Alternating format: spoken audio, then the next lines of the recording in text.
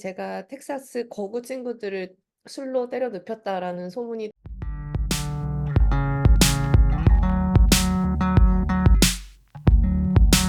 안녕하세요. 메인스트리트 팟캐스트의 고고입니다. 감기가 아직 덜 나와서 아직 코맹맹이 소리예요. 안녕하세요, 레드입니다. 지금 제 눈 색깔이 레드인데 눈 색깔이 아직 잘 보이진 않네요. 반갑습니다. 안녕하세요, 피터입니다. 막 6회를 마치고 팟캐스트에 합류하게 됐습니다. 안녕하세요, 조이입니다. 자, 오늘은 세 번째 에피소드로 이번 주 근황에서 4th of July 내용을 다뤄보려고 가지고 왔습니다.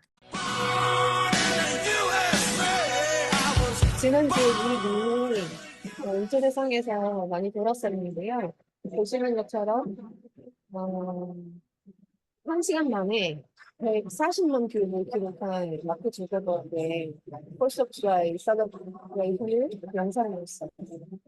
이거 보셨어요, 다들? 누구라고요? 이거 처음 봐요.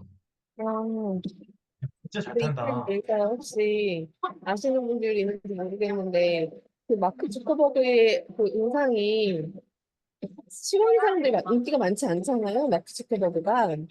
그래서 내가 왜 이게 멋있어 보이는지 모르겠다. 뭐 이런 댓글로부터 아니면, 난 인정하고 싶지 않은데 이거 좀 쿨한 것 같다. 뭐 이런 의견들이 좀 많았었고요.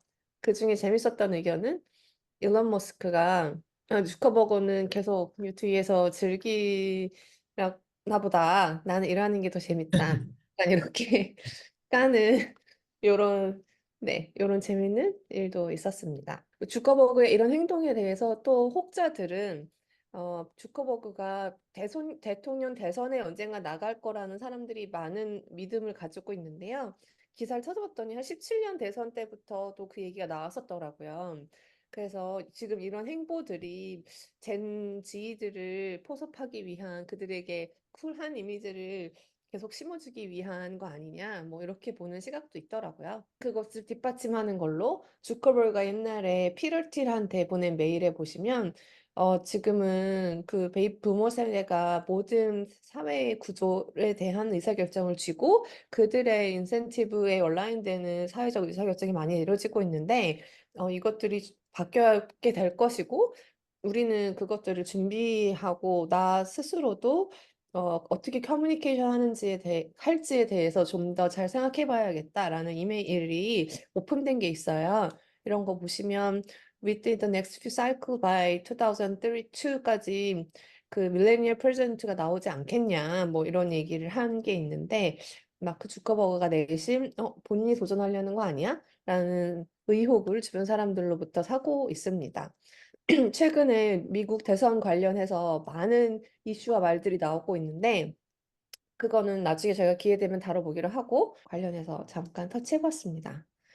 4th of July는 미국의 생일이라고 해서 독립기념일이죠. 많은 미국인들이 즐기는 날인데요. 제가 그날 도로를 걷다가 이렇게 귀여운 아저씨도 보고 많은 상점들과 집에 이렇게 국기 장식을 해놓고 즐기는 모습을 볼 수 있었습니다. 저는 재밌었던 게 제가 이날 엘리베이터를 탔는데 이런 신발을 신고 있었어요. 근데 집 엘리베이터 이웃 한 명이 너 그거 폴스 오브 줄라이를 위한 신발이냐? 너무 귀엽다 이러는 거예요. 저 모르고 있었거든요. 그래서 나 몰랐는데 너 말이 맞는 것 같아. 뭐 이렇게 얘기를 주고받았습니다. 그런 것처럼 이날이 되면 사람들이 되게 많이 빨강과 파랑색으로 옷도 갖춰 입고 이렇게 셀러브레이트 하는 문화를 볼 수 있었습니다. 저거 그냥 쉬는 거예요? 난 그냥 신었는데 우연히 음. 그렇게 물어봐서, 네. 그러고 보니 그렇네요. 라고. 근데 사람들이 신발 안 보이지 않아요? 근데도 이렇게 알아봐서 서로 칭찬해주고 이런 것 같아요. 왜냐면 이날에 대부분 다들 의도적으로 빨강과 파랑을 입기 때문에 내가 의도적으로 그렇게 신었을 거라고 생각하고 이렇게 알아채주고 막 이런 것 같아요. 왜 미국 사람들, 너 코트 예쁘다, 뭐 옷 예쁘다 이런 거 와서 자주 얘기하잖아요. 그런 것처럼 재밌었어요. 그리고 제가 보스턴에 있기 때문에 보스턴의 명물이자 재밌는 거 하나 또 소개드리려고 갖고 왔는데요. 더클링스라고, 이게 1940년대인가? 어떤 동화책에 나온 이야기를 바탕으로 이렇게 그 오리 가족 의 동상이 세워져 있는 곳이 있어요. 근데 이 귀여운 오리들이 중요한 행사나 이벤트가 있을 때마다 이렇게 옷을 입어요. 크리스마스에는 크리스마스 옷을 입고, 근데 보시면 4th of July에는 미국 국기 색깔로 이렇게 치장한 모습을 볼 수 있습니다. 여기 보면 이렇게 조금 조금씩 달려 있죠. 지금 녹색 옷을 입고 있느냐? 얼마 전에 보스턴 셀틱스가 NBA에서 우승을 한 기념으로 이 친구들이 이렇게 셀틱스 옷을 입고 있는 모습이에요. 그래서 너무 귀엽죠? 너무 그래서 셀틱스. 카프레이드 했어요? 카프레이드 한다 했었는데. 했는데 내가 샌프란시스코에 있을 때 해가지고 나는 직접 못 보고 퍼레이드 했어요. 그래서 여기 친구들이 뒤에 등번호도 있고 너무 귀여워요. 사람들이 여기 지금 보면은 뒤에 사진 찍으려고 줄을 쫙 서 있거든요. 근데 요 애기들이 여기 이렇게 오다가 푹 껴들어가지고 여기 올라타고 계속 그래서 깨끗하게 다른 사람 없이 사진을 찍을 수 있는 환경이 아닌 거예요. 아무튼 너무 음. 재밌었어요. 애기들 다 타보고 여기 올라타고 너무 재밌었어요. 이렇게 남녀노소 가리지 않고 즐기는 그런 국가의 행사이자 명절 같은 4th of July였습니다. 저도 여기 공원이 너무너무 예쁘다는 얘기를 듣고 몇 번 가봤어요. 5월 달에. 블루바이크 타고 퍼블릭 가든 가서 돌아보다 보면 이 오리들이 너무 귀엽게 돼 있더라고요. 근데 오늘 이 오리가 책에서 나온 얘기를 처음 들었는데 챗GPT를 방금 찾아보니까 Make Ways for Ducklings는 누가 쓴 어린이 책인데 오리 부부가 보스턴의 퍼블릭 가든에 정착해 8마리의 아기 오리를 키우는 이야기입니다. 음, 경찰과 마이크의 도움으로 오리 가족은 바쁜 도심을 안전하게 건너 호수에 도착합니다. 라고 하는 동화책인가 봐요. 저랑 이렇게. 애기랑 보스턴에서 한국으로 넘어올 때 이 책을 사고 이제 선물로도 많이 사요. 어, 사람들은 자부심을 갖고 있는 책이라서 이 실제로 말씀대로 이 동상도 굉장히 아이들과 주민들한테 굉장히 사랑받고 있는 보스턴의 약간 명물과도 같은 어트랙션이죠. 그리고 폴스 오브 줄라이의 주 이벤트들이 여기 지금 중간에 섬처럼 떠져 있는 공원 같은 곳에서 많이 이루어지는데요. 그래서 여기 지금 박스 쳐놓은 곳, 여기에 폴스 오브 줄라이에 많은 사람들이 모이는 곳이라고 보시면 됩니다. 꼭 이 주변뿐만 아니라 이 강을 둘러싸고도 사람들이 오전부터 나와서 자리를 맡아놓고 하루 종일 불꽃놀이를 기다리면서 시간을 가족과 함께 보내는 그런 날인데요. 보시면 말을 탄 경찰들도 있고 이 다리에 보면 스테이트 경찰도 나오고 페더레이트 있었나? 없었던 것 같아. 스테이트 경찰도 나오고 군대에서 나온 경찰들도 있고 해서 총으로 완전 무장한 경찰들이 정말 엄청나게 깔리게 됩니다. 아시는 것처럼 미국은 사람이 많이 모이는 곳에 테러 위협이 있기 때문에 정말 사람들이 들어오고 나갈 수 있는 곳, 차가 다닐 수 있는 곳 없는 곳을 다 막아놓고 매우 철저하게 통제를 하게 됩니다. 그 왼쪽 아래 사진 보시면 이 섬을 들어가는 각각의 하나, 둘, 셋, 넷, 다섯 몇 개 정도의 통로가 있잖아요. 이 통로 앞에서는 이렇게 모든 소지품을 검사하고 수색을 받게 됩니다. 근데 안에 딱 들어가면 지금 보시는 것처럼 이렇게 정말 축제가 펼쳐져 있어요. 제가 사람들이 얼굴이 많이 나오지 않는 사진을 고르다 보니까 더 시끌벅적한 사진들을 고르지 못했는데 이 안을 계속 들어가게 되면 푸드트럭도 정말 많고 그 잔디에 정말 누워서 가족과 함께 즐거운 시간을 보내는 사람들을 많이 볼 수 있습니다. 여기는 제가 아이스크림 사 먹은 아이스크림 트럭인데요. 정말 동화책에 나올 법한 귀여운 이런 트럭들이 정말 줄지어서 마시는 것도 팔고 네, 그런 축제의 날, 폴스 오브 줄라이입니다. 여기 보시면 또 멋진 곳이에요. 불꽃놀이가 찰스 벽에서 이루어지는데 이렇게 일찍부터 자기 배들을 장착해 놓고 기다리는 사람들을 볼 수 있어요. 그래서 잔디에서 누워서 기다리거나 아니면 이렇게 배를 띄워놓고 기다리거나 다 줄지어서 있는 걸 볼 수 있죠. 카약의 안전거리상을 이유로 이렇게 쪼로로 줄지어 놓고 음악 틀고 놀고 즐기면서 불꽃놀이를 기다리는 모습을 볼 수 있었습니다. 그리고 여기는 콘서트 같은 거 하는 홀인데요. 여기 박스로 표시한 여기에 가까이 가면 이런 모양으로 되어 있습니다. 이 행사가 87년이었나? 전부터 계속된 행사라고 하고요. 30년 이상. 여기에서 보스턴 팝스도 와서 공연을 하고, 네, 많은 사람들이 와서 즐기는 되게 유명한 명소입니다. 전통적인 명소라고 볼 수 있고, 이거 보스턴 뉴스에 인터뷰하는 내용을 하나 봤더니 어떤 아저씨들 새벽 3시부터 와서 앞에 줄을 맡으려고 기다렸다고 하시더라고요, 여기서. 그런 것처럼 이 날이 되면 많은 사람들이 기대와 흥분을 가지고 모든 이벤트들을 즐기고 기다리는 모습을 볼 수 있었습니다. 근데 최근에 보스턴에 해지는 선셋이 8시 반 정도라 실제 파이어웍스는 한 밤 10시 정도부터 시작했어요. 그러니까 정말 이분들은 최소 12시간 이상 이 바닥에 앉아서 그리고 맛있는 거 먹으면서 가족들과 친구들과 수다 떨면서 이렇게 하루를 즐기는 모습을 볼 수 있었습니다. 그리고 해치쉘 공사 중이었는데 오픈했네요. 한 네, 2년. 오픈했어요. 그리고 저는 개인적으로 이번이 세 번째 보스턴에서의 폴스 오브 줄라이였는데, 이렇게 전체를 돌아본 거는 이번이 처음이었던 것 같아요. 그래서 뭔가 팟캐스트를 들으시는 분들한테 보스턴 전체 스케치를 전달해 드리자라는 생각을 가지고 친구랑 같이 산책하면서 요렇게 한번 돌아봤습니다. 그리고 요거는 그래도 파이어works 비교를 안 보죠.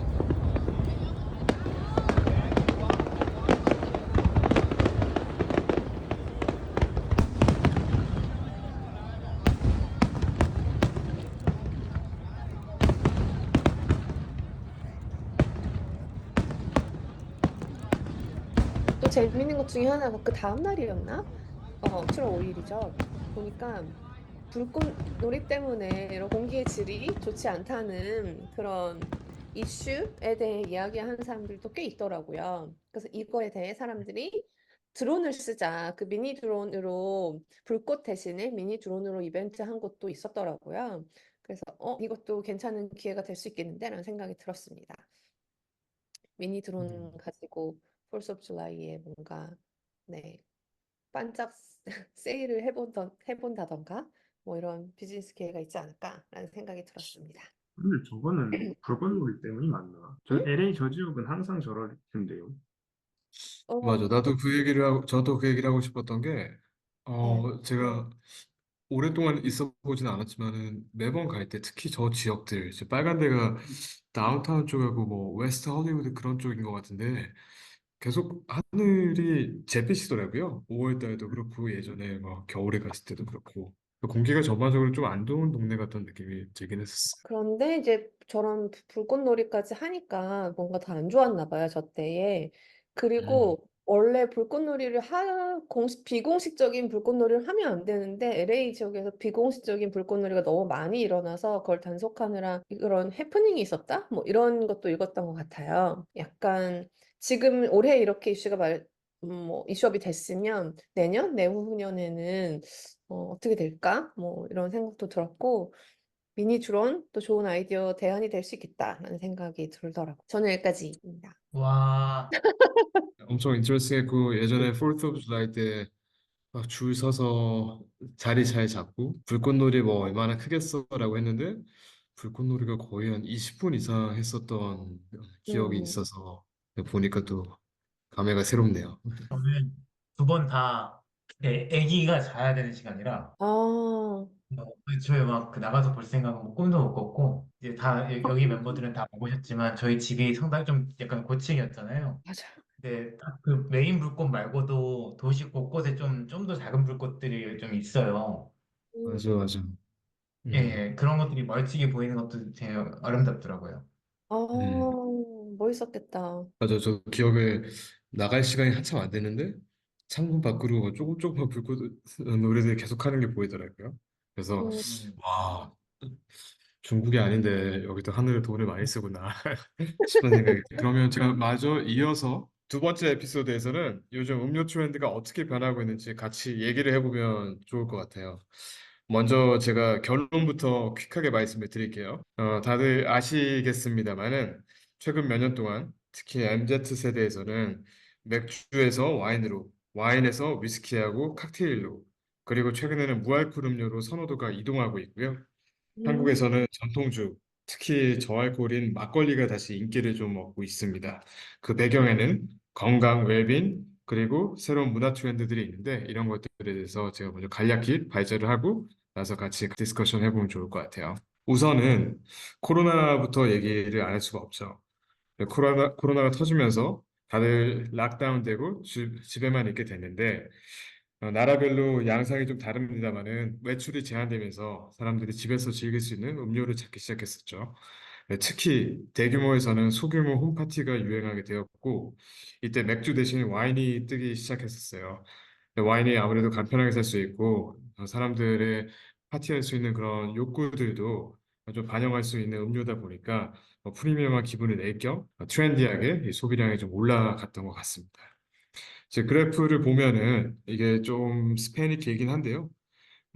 지금 코비드 기간이라고 되어 있는 부분만 잘라서 보셔도 좋을 것 같아요. 한국 스페시픽한 데이터입니다만은 2020년부터 2021년 왼쪽은 볼륨이고 오른쪽은 이제 소비량의 이제 금액으로 표현한 건데요. 어쨌든 그 이 두 가지 추세선과 막대 그래프가 다 굉장히 상승을 많이 했었고 코비드 이후에는 이제 급격히 꺾이는 게 보이죠. 이때 보면은 그 와인 판매량이 특히 MZ 세대에서 많이 올라갔었고 그리고 아무래도 MZ 세대가 새로운 경험을 추구하고 집에서 즐길 수 있는 뭐 프리미엄 음료를 선호하는 경향과 상당 부분 일치했다라는 평들이 있고요. 그리고 와인 인기가 이제 계속 이제 상승을 하다가 이제 코로나가 잠잠해지면서 음료 소비 패턴에 좀 변화가 생겼습니다. 이 그래프를 해석을 하면 이제 그 와인 소비가 코로나 이제가 끝날 때 지금부터 줄고 있다라는 해석도 맞고, 근데 음, 보시면 볼륨보다 밸류가 덜 줄었잖아요. 그렇죠. 네네. 그런 느낌. 이제 그 말을 해석하자면 약간 프리미엄 레벨의 와인들은 좀 버티고 있다. 이렇게 해석이 가능할 것 같아요. 그러니까 비싼 가격의 와인들은 그나마 버티고 있으니까 그 밸류의 그래프가 그렇게 안 떨어진 거고, 그래프를 해석을 해보자면 그런 해석이 가능할 것 같습니다. 그래서 그렇게 볼 수도 있을 것 같아요. 그리고 제가 와인 러버로서 느끼기에도 와인을 하던 일종의 매스 마켓 같은 사람들은 지금 와인을 많이 덜 찾는 것 같고 며칠 음, 전에 밖에 술을 사러 갔는데 오랜만에 가보니까 너무 신기하게 와인 가격이 코로나 전하고 거의 비슷한 느낌이더라고요.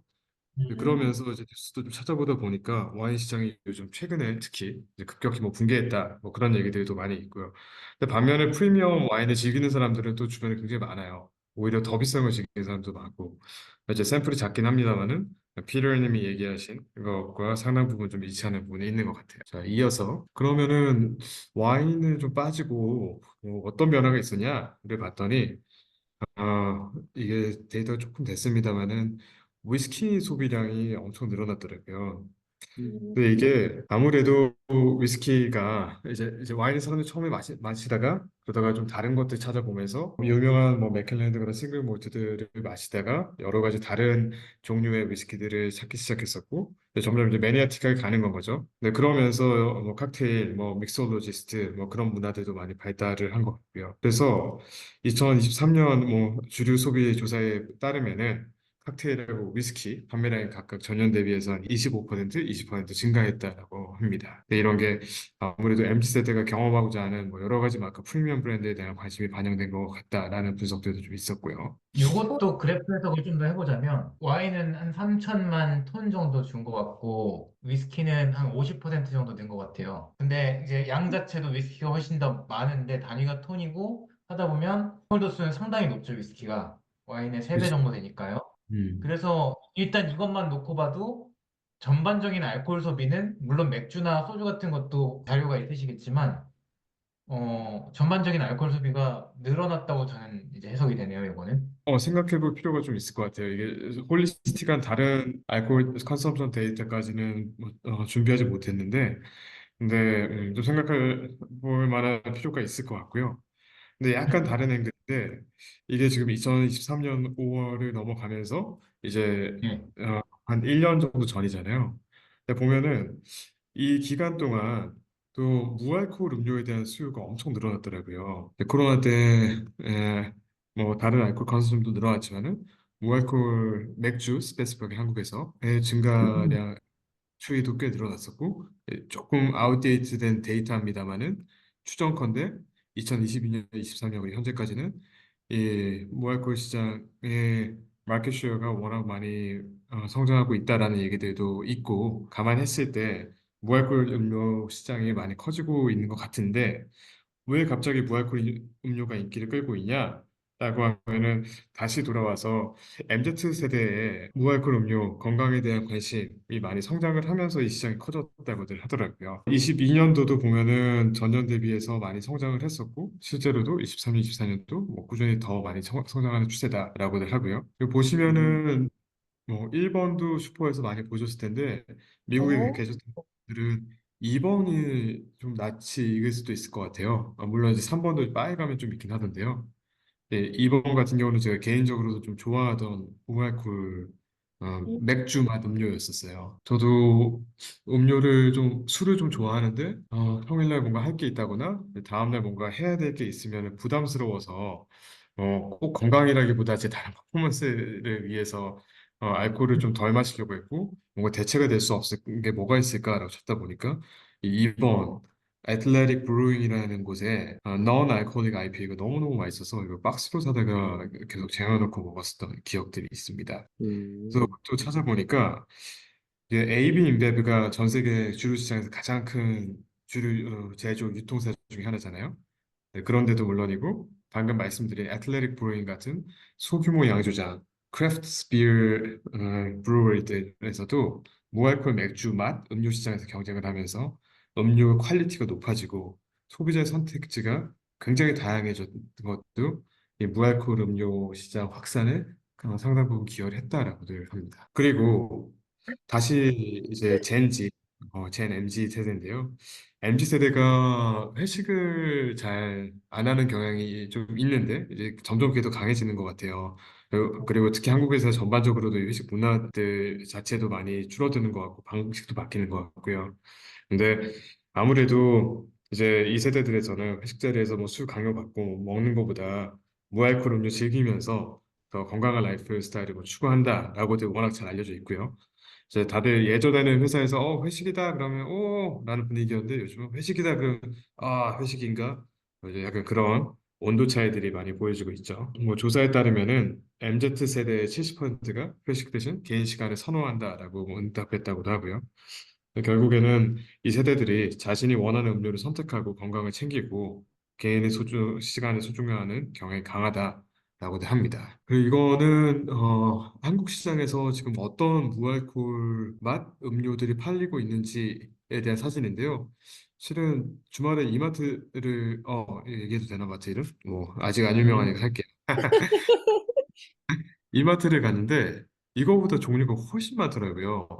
그리고 심지어 되게 반가웠던 거는 기네스가 0.0%짜리가 있어요. 근데 그래요? 네, 그 우리가 마시는 기네스 통에 그 질소보에 들어있는 그걸로 같은 크기로 해서 0%짜리가 있더라고요. 응. 근데 그거 먹어보니까 침착맨이 광고 찍은 거 엄청 열받고 웃겨요. 한 번씩 보시면 좋겠어요. 네. 제가 마셨던 후기를 간단히 말씀드리자면 세 캔 샀다가 세 캔 다 마셨는데요. 생각보다 괜찮아서 오, 그냥 오. 기네스보다는 바디감이 너무 좀 얕기는 해요. 그럼에도 불구하고 이 질소캔이 역할해서 그런지 되게 부드러운 그 느낌은 여전히 있더라고요.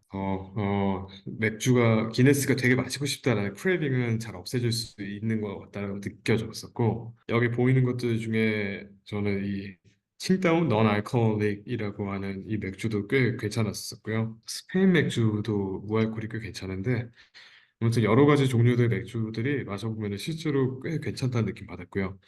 네, 디스클레이머를 하나 말씀드리자면 0.0 이렇게 표기가 돼 있으면은 이게 무알콜 맥주, 알코올이 안 들어가는 가능성이 굉장히 높대요.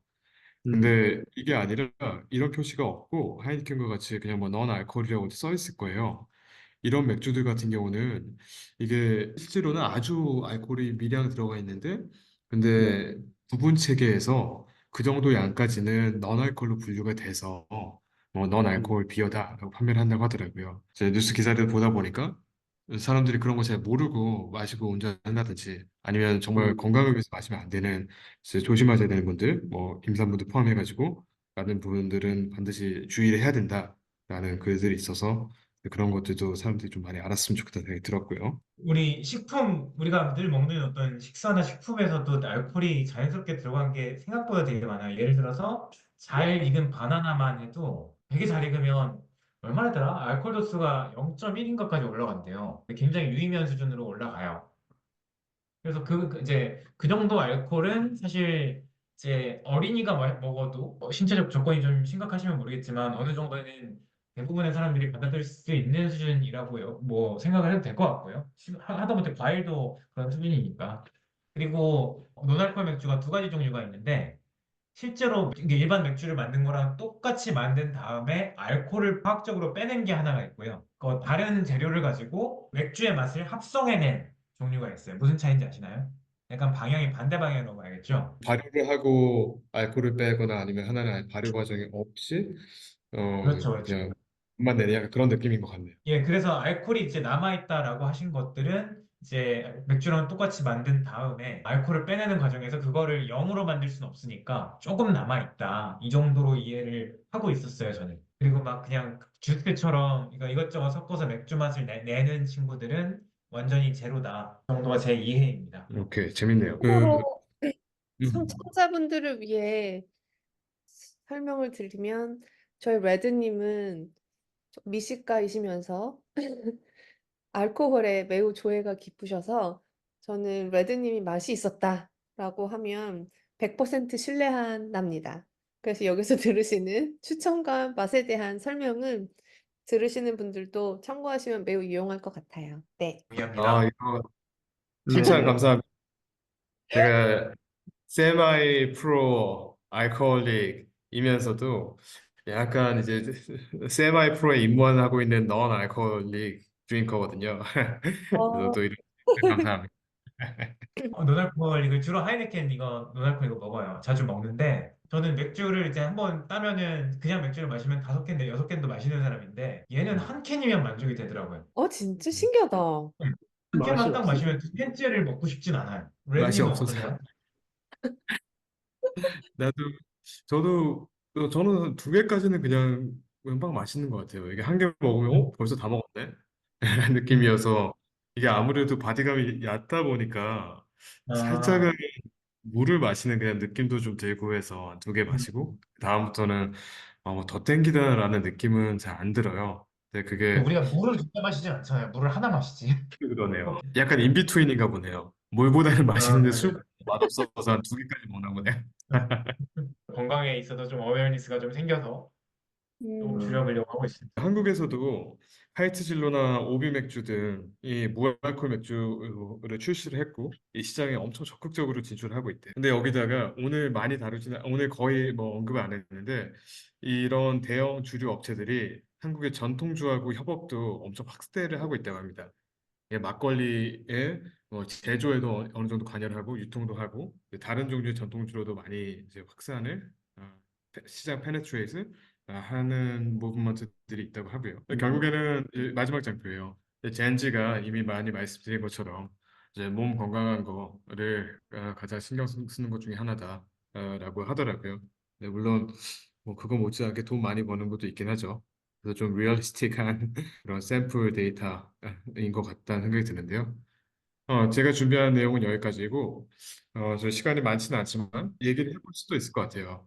이게 1번은 실은 시간도 그렇고 굳이 얘기를 안 해도 우리가 그냥 유추할 수 있을 것 같은데 2번은 좀 잠깐 얘기를 해보면 어떨까 싶어요. 미국에 보면은 한국 음료들 많이 팔리더라고요.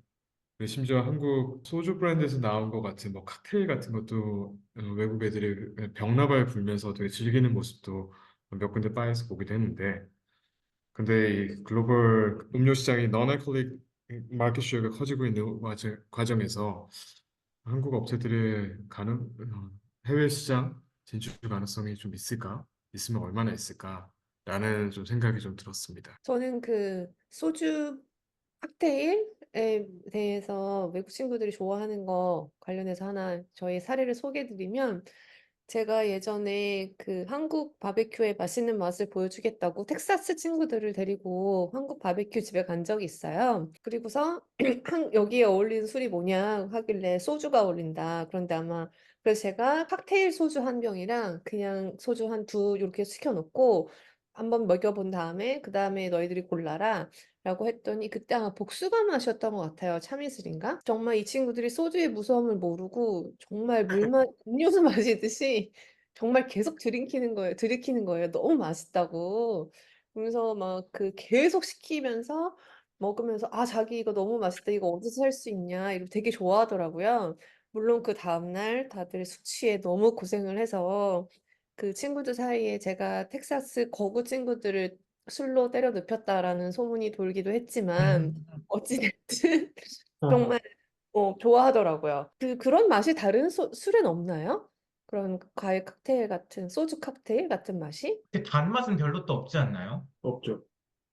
네, 못 음, 먹어본 것 같아요. 그래서 아예 그 RTD란 말을 아시나요? Ready to Drink라고 하는 캔에 든 이제 뭐 칵테일이나 커피 같은 걸 RTD라고 하는데 아, RTD 칵테일도 이제 뭐 미국에서도 좀 제법 봤는데 그렇게 대중적이진 않았던 것 같고 근데 음, 한국에서 확실히 커지고 있는 건 맞는 것 같아요. 소주, 뭐 복숭아 맛 이런 것들은 좀 몇 년 됐고 최근에 저도 2년 동안 미국에 있다가 최근에 한국에 들어왔는데 편의점에 술 매대가 굉장히 많이 바뀌었어요. 예를 들어서 뭐 그 소주 베이스의 진토닉이 있다든가 근데 그 진토닉에 오미자 이런 것들이 들어가요. 그래서 오, 연구를 굉장히 많이 한다는 인상을 받았고, 그리고 제가 정말 강추하는 제품이 하나가 있는데, 저는 개인적으로 뭐 맛 들어간 소주를 극혐하는 사람이에요. 복숭아 맛 소주 이런 거 되게 엄청 싫어하는데, 약간 반신반의로 사본 츄하이가 뭔지 아시죠? 소주로 만든 하이볼인데, 그거를 어, 한 5도 정도 되는 RTD 캔으로 나와서, 과일 리치 있죠? 중국집에서 후식으로 주는 거. 그 네. 리치맛 슈하이가 하늘색 캔으로 있는 게 있는데 그 한국에 계신 분들은 꼭 한 번씩 드셔보시면 좋겠어요. 진짜 맛있어요. 저 질문 있어. 하이볼이 정확히 뭐예요? 그냥 술에다가 뭘 섞기만 하면 그게 다 하이볼이에요? 그 원래는 그 길다란 유리잔에 위스키 등의 고도수 알코올 음료를 넣고 술을 넣고 그다음에 탄산수 또는 토닉 워터를 넣어서 되게 차갑고 쨍하게 먹는 느낌의 딱 정해진 게 아니고 한 타입의 칵테일의 한 타입인 것 같아요. 제 느낌에는 제가 이해하기로는. 그래서 거기에 일본어로 소주가 쇼츠라고 하는데 쇼츠에 추를 떼서 하이볼에 하이를 떼서 그러니까 츄하이 하면은 일본의 칵테일 딱 타입이 나오는 거예요. 아, 그럼 음, 진토닉도 그런 것 중에 하나네요? 결국? 비슷한 거죠. 근데 이거의 특징은 훨씬 더 좀 더 묽게 탄다고 해야 되나? 아, 이게 그 어떤 서양식의 전통적인 칵테일은 뭐 많은 양의 알코올을 좀이라도 편하게 먹기 위해서 달게 먹고 이게 맛을 첨가해서 먹는 정도라면 네. 일본에서 하이볼은 좀 더 개성이 좀 더 알코올 도수가 굉장히 낮게 만들고 굉장히 시원해서 더운 여름에 한 모금 쫙 들이키면 굉장히 시원하게 그런 느낌이 좀 강한 것 같아요. 그 챗GPT한테 한번 물어봤는데요. GPT에 따르니까 기원은 19세기 말에 미국과 영국에서 시작된 칵테일이고 위스키와 탄산수를 이거구나. 섞어서 만든 음료다. 이게 하이볼이요? 이름이 하이볼이요. 네. 그래서 이게 음, 이름이 철도 신호에서 유래했다고 하는데 더 자세한 설명은 없는데 하이볼이 뭐 기차가 올 때 기차가 이제 빨리 지나갈 것 음, 같다라고 해서 뭐 하이볼이라 이렇게 불렸대요. 볼이 어디서 나온지 모르겠지만은 어쨌든 뭐 그런 뭐 음, 빨리 마실 수 있는 쉽게 마실 수 있는 그런 음료로 이름이 붙여진 것 같긴 하고요. 근데 나중에 일본에서 인기를 끌게 되었다고 하고 그 다음에 이제 제가 갖고 있는 산토리가 하이볼 칵테일을 마케팅을 엄청 잘하면서 일본에서 하이볼 시장이 엄청 커진 걸로 알고 있어요. 음, 그래서 산토리 가쿠빈이라는 그 저렴한 한 3만 원짜리 위스키에다가 진저웨어 같이 약간 달달한 거 넣고 레몬 이렇게 넣고 뭐 예쁘게 음, 해가지고 한 잔에 뭐 8천 원씩 만 원씩 팔면서 이게 음. 또 이제 트렌드로 좀 자리매김했었고 이게 한국에도 몇 년 전부터 엄청 유명해진 것 같아요. 근데 음, 원가 측면에서는 이제 업장에서 엄청 좋아하겠죠. 네. 그러겠네. 하이볼도 노 알코올 칵테일 이거의 큰 트렌드라고 볼 수 있는 건 거죠. 알코올 드링크의 트렌드의 일부라고 볼 수 있을 것 같아요. 근데 음, 요즘은 근데 로어를 넘어서 넌알콜로 너무너무 넘어가고 있는 것 같아서 시장 음, 세그먼트가 좀 구분이 되는 것 같긴 한데 아까 피로님 말씀에 이어서 한 가지만 더 말씀드리고 싶은 게 한국에 와서 슈퍼 가고 마트 가고 깜짝 놀란 게 처음처럼 해서 음. 소래 눈 하이볼이라는 음료를 캔에 아, 팔더라고요. 저 봤어요. 혹시 그것도 보셨어요? 처음처럼 실론티 하이볼? 그건 못 봤어요. 그게 제가 갔었던 롯데 슈퍼에 사이드 바이 사이드로 있어서 보면서 와우 궁금하다. 충격적인데 먹으면 훅 갈 것 같아서 사진 않고 뭐 아이 쇼핑만 했던 지난 주말 기억이 있습니다.